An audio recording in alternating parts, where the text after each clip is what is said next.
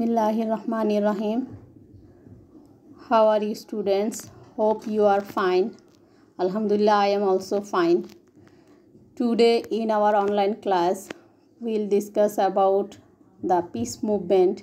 This is from Unit 12, Lesson 5. First of all, we read the passage thoroughly, then we will do a flow chart. So let us read the passage first. Read the passage.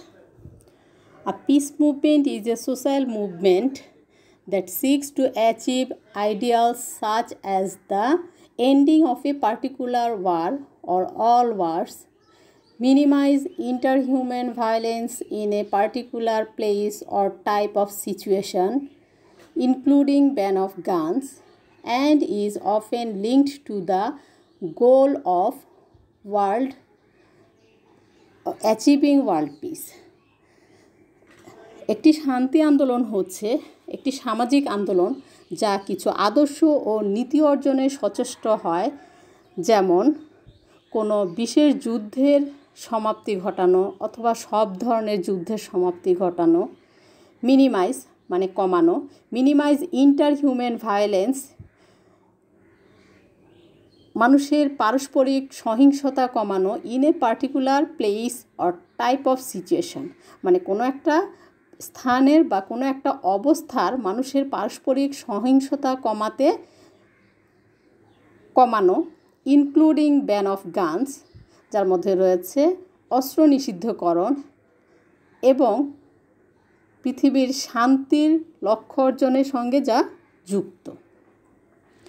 Means to achieve these ends including advocacy of pacifism, non-violent resistance, diplomacy, boycotts, demonstration, peace camps, supporting anti-war political candidates, banning guns, creating open government, direct democracy, supporting people who expose war crimes or conspiracies to create wars, and making laws. তাহলে means to achieve this ends মানে এই লক্ষ্য অর্জনের উপায়গুলোর মধ্যে রয়েছে advocacy of প্যাসিফিজম মানে শান্তিবাদের ওকালতি করা বা শান্তিবাদের সমর্থন করা, নন ভায়োলেন্ট রেজিস্ট্যান্স মানে অহিংস প্রতিরোধ, ডিপ্লোমেসি কূটনীতি, বয়কটস বর্জন, ডেমনস্ট্রেশন বিক্ষোভ, পিস ক্যাম্পস শান্তি শিবির, সাপোর্টিং এন্টি-ওয়ার পলিটিক্যাল ক্যান্ডিডেটস যুদ্ধবিরোধী রাজনৈতিক প্রার্থীকে সমর্থন করা, অ্যান্ড ব্যানিং গানস এবং অস্ত্র নিষিদ্ধকরণ, ক্রিয়েটিং ওপেন গভর্নমেন্ট স্বাধীন সরকার গঠন, ডিরেক্ট ডেমোক্রেসি প্রত্যক্ষ গণতন্ত্র, সাপোর্টিং পিপল ওই ধরনের লোকদের সমর্থন করা, who expose war crimes or conspiracies to create war যুদ্ধ সৃষ্টির মধ্যে সৃষ্টিকারী বা যুদ্ধাপরাধের ষড়যন্ত্রে লিপ্ত ব্যক্তিদেরকে যারা উন্মোচন করে বা প্রকাশ করে ওই সমস্ত লোকদেরকে সমর্থন করা এবং আইন প্রণয়ন করা। Different organizations involved in peace movement may have some diverse goals, but one common goal is sustainability of peace.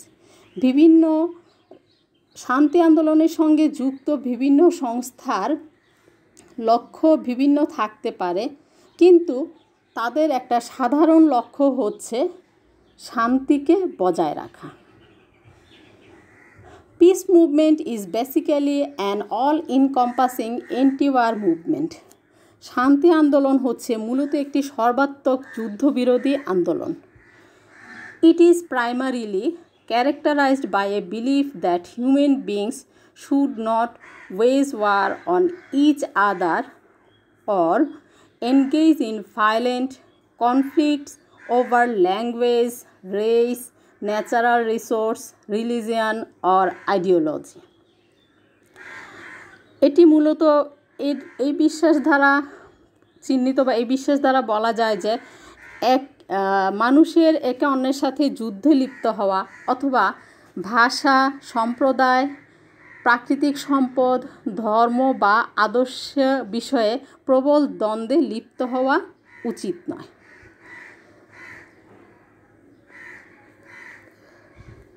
It is believed that military power is not the equivalent of justice.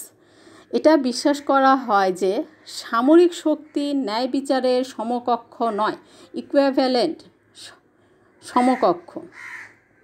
The peace movement tends to oppose the proliferation of dangerous technologies and weapons of mass destruction, in particular nuclear weapons and biological warfare. শান্তি আন্দোলন বিরোধিতা করতে সচেষ্ট হয় the proliferation of dangerous technologies, বিপজ্জনক প্রযুক্তির বিস্তার এবং গণবিধ্বংসী অস্ত্র যেমন বিশেষ করে পারমাণবিক অস্ত্র এবং জীবাণু অস্ত্র বিস্তারের বিরোধিতা করে। বিরোধিতা করা, প্রলিফারেশন মিন্স বিস্তার, তাহলে এগুলো বিস্তারের বিরোধিতা সচেষ্ট থাকে। Moreover, many object to the export of weapons including handheld machine guns and grenades by leading economic nations to lesser developed nations. উপরন্তু অনেকেই হাতে চালিত মেশিন গান ও গ্রেনেড জাতীয় অস্ত্রের রপ্তানির বিরোধিতা করে, যেটা অর্থনৈতিক উন্নত দেশগুলো থেকে স্বল্পোন্নত দেশে রপ্তানি করা হয়। এবার চলো আমরা কোশ্চেন আনসারে চলে যাই। Now let us see the question. Look at the question. Based on your reading of the passage, make a flowchart showing the objectives of peace movement. Number 1 is done for you. দেখো এখানে বলেছে যে প্যাসেজটা যেটা আমরা পড়াচ্ছি সেটার উপরে base করে আমাদের যে ফ্লো চার্ট আছে যে সেটা কমপ্লিট করতে হবে। সেই ফ্লো চার্টটা হলো about the objectives of peace movement. Peace মুভমেন্টের উদ্দেশ্যগুলো কি সেটা নিয়ে। প্রথমটা আমাদের যেটা করে দেওয়া আছে ending of a particular war. তাহলে আমরা বাকিগুলো এবার করি, দেখি আমরা প্যাসেজে কি কি পড়ে এসেছি। এবার দেখো আমাদের আনসারটায় আমরা প্রথমত উপরে লাইনটা লিখে নিব কোশ্চেন থেকে। A flow chart showing the objectives of peace movement is given below. Objectives of peace movement নিয়ে মানে শান্তি আন্দোলনের উদ্দেশ্যগুলো নিয়ে ফ্লো চার্টটা নিচে দেয়া হলো।